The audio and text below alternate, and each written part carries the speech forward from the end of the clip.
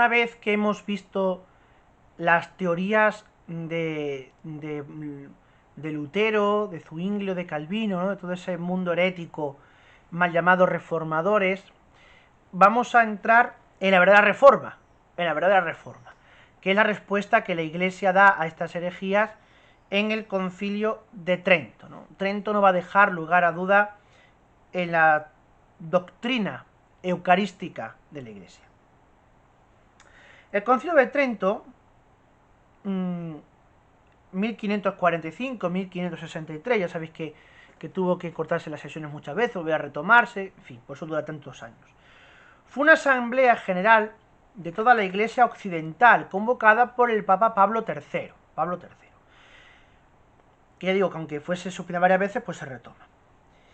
Y que después de muchas reflexiones nos legó unas teorías mejor, perdón, esa palabra no me gusta, pero sí nos dejó unas doctrinas, era la palabra correcta, unas doctrinas que 500 años después de aquello siguen vigentes en la Iglesia. El Concilio de Trento no ha sido abolido ni por el Concilio Vaticano II ni nada, ¿no? Bien, vamos a exponer un poquito lo referente a la presencia real de Jesucristo en la Eucaristía y en concreto a lo que se refiere directa o indirectamente a la transubstanciación. Voy a ir poniendo los cánones y luego haremos un comentario a los distintos cánones de esto. El primero, estamos en el año 1551, en la sesión del 11 de octubre de 1551, que es la 13ª sesión, y ahí se define, se redacta, se promulga el decreto sobre el sacramento de la Eucaristía. La Eucaristía va a tener tres decretos en Trento, uno de ellos es este. Primero, decreto sobre el sacramento como tal de la Eucaristía.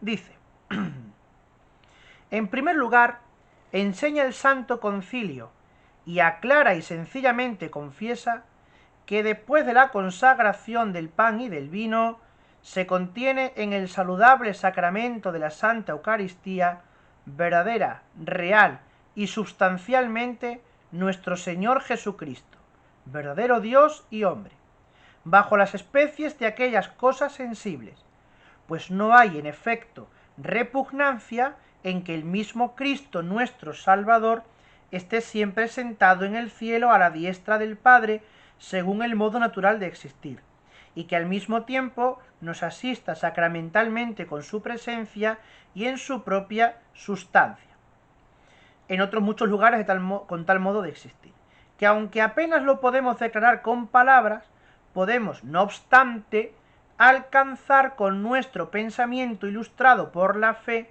que es posible a Dios y debemos firmísimamente creerlo. Bien, aquí como vemos, este canon remarca la presencia real, verdadera y sustancial del Señor bajo las especies del pan y del vino. Y se mantiene así el dato tradicional. También en este decreto, este canon aborda el tema de la localización, que tantos problemas había dado ya ese Berengario, ¿no? Cuando él dice, no hay en efecto repugnancia en que el mismo Cristo nuestro Salvador esté siempre sentado en el cielo a la diestra del Padre, según el modo natural de existir, y que al mismo tiempo nos asista sacramentalmente con su presencia. Y no hay una cuestión contraria a la localización del Señor, no hay una deslocalización de Cristo físicamente, ¿no? Bien, entonces está la presencia real y la localización. Vamos a otro canon. Aún no habían recibido viene diciendo el concilio, aún no habían recibido los apóstoles la Eucaristía de mano del Señor, cuando él mismo, Cristo, afirmó con toda verdad que lo que les daba era su cuerpo. Y siempre ha subsistido en la Iglesia de Dios esta fe, de que inmediatamente después de la consagración existe bajo las especies del pan y del vino el verdadero cuerpo de nuestro Señor y su verdadera sangre, juntamente con su alma y divinidad. Aquí está toda la cuestión de la presencia real, ¿eh? El cuerpo, por cierto, bajo las especies de pan y la sangre bajo las especies de vino. Está la especie accidentes, etc. En virtud de las palabras de la consagración se refiere, mas el mismo cuerpo bajo las especies de vino y la sangre bajo la del pan y el alma bajo las dos, en fuerza de aquella natural conexión y concomitancia por la que están unidas entre sí las partes de nuestro Señor Jesucristo. Bien, esto es una teoría que yo no dije en los vídeos anteriores, pero que sí aborda Tomás de Aquino, que es la concomitancia. ¿La concomitancia qué es? Pues las cosas que van parejas a una en particular. Por ejemplo, en el caso de Eucaristía, ¿no? El cuerpo siempre lleva parejo alma y sangre. En este caso, el cuerpo de Cristo lleva también la divinidad.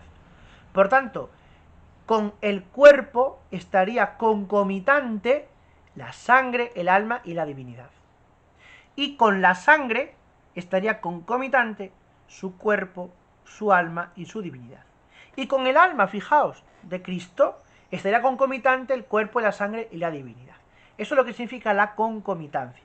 Por eso habla de que en el pan está el cuerpo, realmente, y por concomitancia las otras partes del Señor.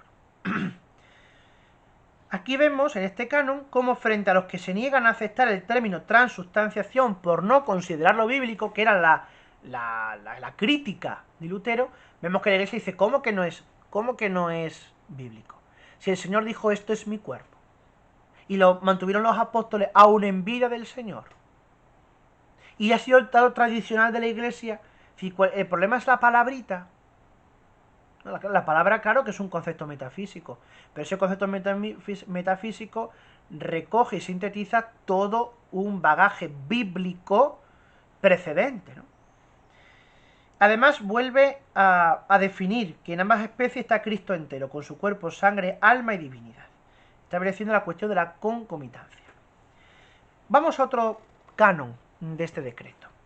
Mas por cuanto dijo Jesucristo nuestro Redentor, que era verdaderamente su cuerpo lo que ofrecía bajo las especies de pan, ha creído por lo mismo perpetuamente la Iglesia de Dios, y lo mismo declara ahora de nuevo este mismo Santo Concilio, que por la consagración del pan y del vino se convierte toda la sustancia del pan en la sustancia del cuerpo de nuestro Señor Jesucristo, y toda la sustancia del vino en la sustancia de su sangre, cuya conversión ha llamado oportuna y propiamente transubstanciación la Santa Iglesia Católica. Bueno, yo creo que este capítulo cuarto de este decreto pocas dudas deja, ¿no? No creo que necesite más comentario, ¿no? que el propio texto. Vamos a ver a los cánones de este decreto. Sabéis que los decretos de Trento tenían una parte, digamos, doctrinal en cuanto son capítulos de doctrina, de exposición de doctrina, y luego un elenco de cánones que, a la vez que sistematizan la doctrina, anatematizan lo contrario a esas doctrinas. Entonces, vamos a ver los cánones que compendian y sancionan la doctrina. Primer canon. Si alguno negare que en el Santísimo Sacramento de la Eucaristía se contiene verdadera, real y sustancialmente el cuerpo y la sangre, juntamente con el alma y la divinidad de nuestro Señor Jesucristo, y por consecuencia todo Cristo, sino por el contrario dijere que solamente está en él como una señal o en figura, o virtualmente, sea anatema. Esta es la posición que había dado Zwinglio y Calvino. Uno para uno significaba y para otro era una fuerza. Con lo cual se condena ya esta posición. Siguiente canon. Si alguno dijere que en el sacrosanto sacramento de la Eucaristía queda sustancia de pan y de vino, juntamente con el cuerpo y sangre de nuestro Señor Jesucristo, y negar aquella admirable y singular conversión de toda la sustancia del pan en el cuerpo y de toda la sustancia del vino en la sangre, permaneciendo solamente las especies de pan y vino, conversión que la Iglesia Católica actísimamente llama transubstanciación, sea anatema. Con este canon se condena la teoría de la consubstancialidad de Lutero, pero también la precedente de Wycliffe y de Berengario de Tours. Los cánones 4 y 6 de este decreto abordan el tema de la presencia in usu, ¿no? In usu significa mientras dura la celebración. y de la adoración al Santísimo Sacramento, como respuesta a las teorías luteranas. Por último, pero bueno, no lo trato aquí esto porque no es objeto de estos vídeos. Aquí estamos centrados en la transubstanciación y presencia real. La consecuencia de esto podremos abordarlo más adelante. Por último, traemos a colación la profesión de fe tridentina consignada en la bula Iucum Iniunctus Nobis de 1564, donde se recoge este párrafo que es síntesis de la doctrina tridentina sobre la Eucaristía. Dice esta profesión de fe: profeso igualmente que en la misma se ofrece a Dios un sacrificio verdadero, propio y propiciatorio por los vivos y por los difuntos, y que en el Santísimo Sacramento de la Eucaristía está verdadera, real y sustancialmente el cuerpo y la sangre, juntamente con el alma y la divinidad de nuestro Señor Jesucristo, y que se realiza la conversión de toda la sustancia del pan en su cuerpo y de toda la sustancia del vino en su sangre, conversión que la Iglesia Católica llama transubstanciación. Confieso también que bajo una sola de las especies se recibe a Cristo, todo e íntegro, y un verdadero sacramento. Bueno, pues esta es la fe de Trento, que sigue vigente hasta hoy. Y hasta aquí vamos a continuar algunos vídeos más, ¿no? Pero hasta aquí está todo dicho. Lo que se empezó a creer en la patrística, lo que se fue sistematizando en la escolástica, llega ya a ser consignado en Trento como doctrina dogmática de la Iglesia. Y por tanto nosotros los católicos confesamos la transubstanciación, que es conversión de la sustancia del pan en sustancia del cuerpo de Cristo y por concomitancia su sangre, alma y divinidad, y toda la sustancia del vino en sustancia de la sangre del Señor y por concomitancia de su cuerpo, de su alma y su divinidad. Y ambas presentes en las dos especies sacramentales.